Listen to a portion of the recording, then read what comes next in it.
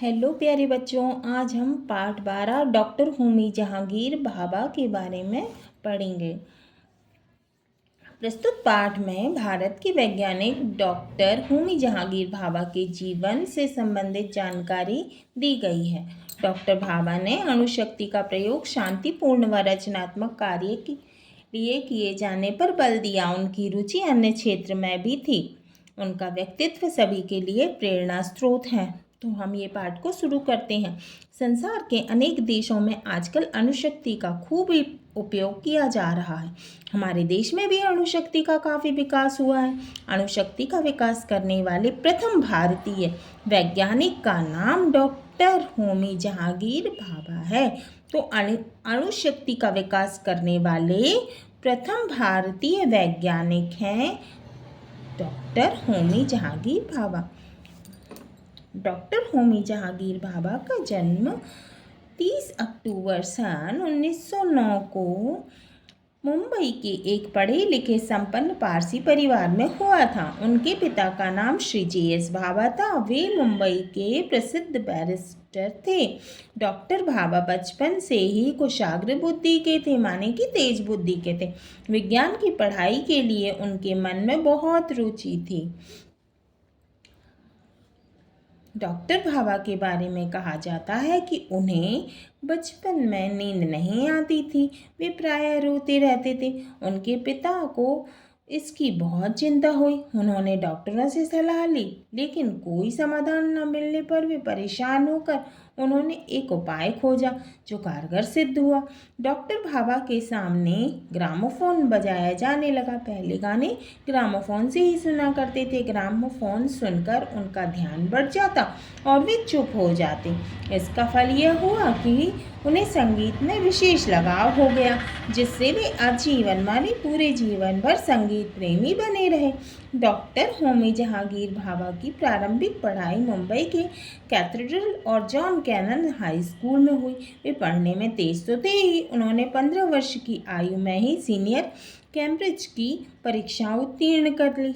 यानी इतने होशियार थे कि उन्होंने 15 वर्ष की आयु में ही सीनियर कैम्ब्रिज की परीक्षा उत्तीर्ण कर ली। उनके पिताजी उन्हें शिक्षा प्राप्त करने के लिए यूरोप भेजना चाहते थे, परंतु उनकी कम उम्र होने के कारण यह संभव न हो सका। उन्होंने सीनियर एल्फिंस्टन कॉलेज में प्रवेश किया। उसके बाद उन्हें रॉयल इंस्टीट्यूट ऑफ साइंस में दाखिला दिलाया गया, मतलब उनका एडमिशन कराया गया।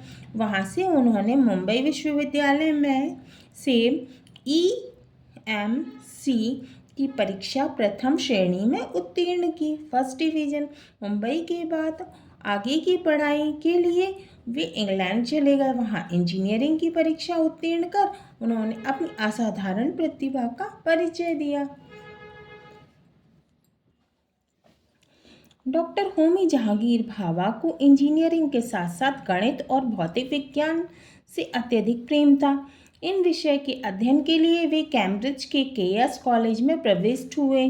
कैम्ब्रिज में पढ़ते समय ही उन्हें यूरोप के विभिन्न देशों में जाकर विद्युत एवं चुंबक संबंधी बातों के अतिरिक्त कॉस्मिक किरण की मौलिक खोजों के संबंध में भाषण देने का अवसर मिला, जिससे उनकी ख्याति फैलने लगी, माने वो प्रसिद्ध होने लगे।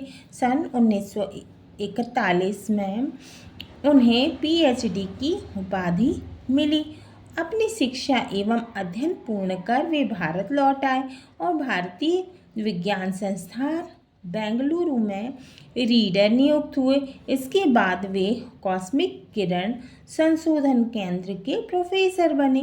कॉस्मिक किरणों के अनुसंधान के फलस्वरूप उन्हें लंदन की रॉयल सोसाइटी का फेलो चुना गया। देश विदेश में काफ़ी नाम हो जाने से विभिन्न विश्वविद्यालय में उन्हें DSc की उपाधि प्रदान कर सम्मानित किया गया। सन 1951 में वे भारतीय विज्ञान कांग्रेस के अध्यक्ष चुने गए और भारत सरकार ने सन 1954 में उन्हें पद्म भूषण की पदवी से अलंकृत कर दिया। उसी वर्ष वे अणुशक्ति के निर्माणकारी उपयोग के सिलसिले में जिनेवा में आयोजित अंतर्राष्ट्रीय कांग्रेस के अध्यक्ष चुने गए। डॉक्टर भाभा अणुशक्ति से अणुबम बनाने के पक्ष में नहीं थे, क्योंकि अणुबम से लाखों लोगों की जान चली जाती है। इसलिए वे अणुशक्ति का प्रयोग शांतिपूर्ण रचनात्मक कार्यों के लिए करना चाहते थे। अणुशक्ति का रचनात्मक प्रयोग करने के लिए उनके अनुरोध पर मुंबई में सर दोराबजी टाटा ट्रस्ट द्वारा Tata institute of fundamental research नामक संस्था स्थापित की गई। अब वे बेंगलुरु छोड़कर इस रिसर्च संस्था के डायरेक्टर बनकर मुंबई आ गए।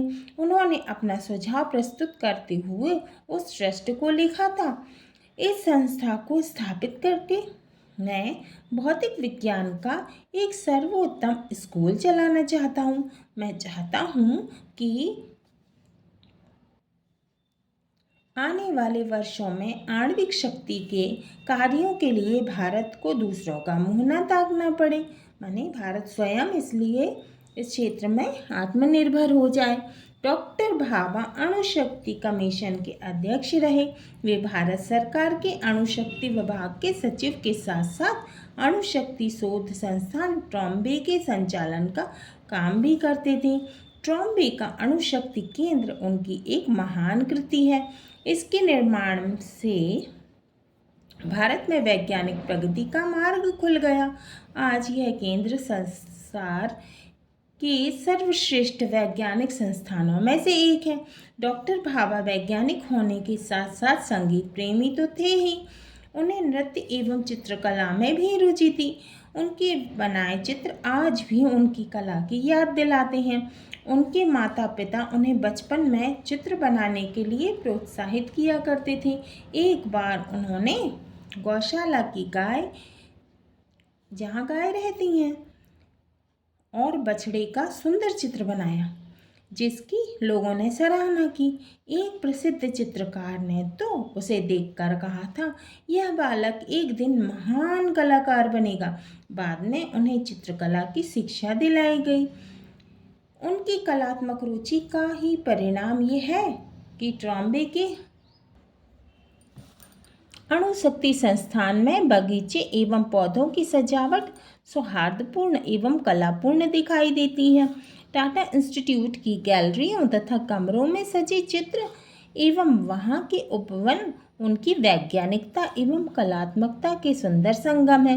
डॉक्टर भाभा का जीवन अत्यंत सरल एवं उदार था। वे सदैव दूसरों को बढ़ावा देते रहते थे और उन्हें भरपूर सहायता भी करते थे। उनकी एकमात्र इच्छा थी कि भारत विज्ञान के क्षेत्र में निरंतर आगे बढ़े। 24 जनवरी 1966 को भारतीय विमान सेवा का कंचनजंगा, क्या नाम था, कंचनजंगा नामक जेट विमान मुंबई से जिनेवा जा रहा था। डॉक्टर भाभा उसी विमान में से यात्रा कर रहे थे। जिनेवा के पास एक बहुत ऊंचा पहाड़ है जिसका नाम क्या है, माउंट ब्लॉक। इसी पहाड़ से टकराकर विमान गिर गया। इस दुर्घटना में डॉक्टर भाभा की मृत्यु हो गई। भारतीय विज्ञान का एक प्रकाशमान दीप सदैव के लिए बुझ गया। भारत के इस महान सपूत की स्मृति में ट्रॉम्बे के अणुशक्ति केंद्र का नाम बदलकर भाभा अणुशक्ति अनुसंधान केंद्र कर दिया गया। डॉक्टर भाभा आज भले ही हमारे बीच ना हो, परंतु उन्होंने विज्ञान जगत को जो अमूल्य योगदान दिया है, उससे भावी वैज्ञानिक को सदा मार्गदर्शन मिलता रहेगा। तो बच्चों, हमारा ये पाठ 12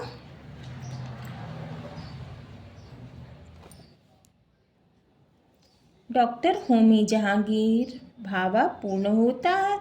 अगले वीडियो में हम इसके शब्दार्थ, टिप्पणी, अभ्यास प्रश्न, सही विकल्प, खाली स्थान, 1 या 2 वाक्यों में उत्तर दीजिए, 3 से 5 वाक्यों में उत्तर दीजिए, सोचिए और बताइए, अनुभव और कल्पना, भाषा की बात, योजक चिन्ह, पर्यायवाची, प्रत्यय, उपसर्ग, तत्सम, शब्दों का वाक्यों में प्रयोग, क्रिया, सहायक क्रिया, प्रयोजना कार्य, एक्सरसाइज करेंगे तो हमारा ये पाठ पूर्ण होता है।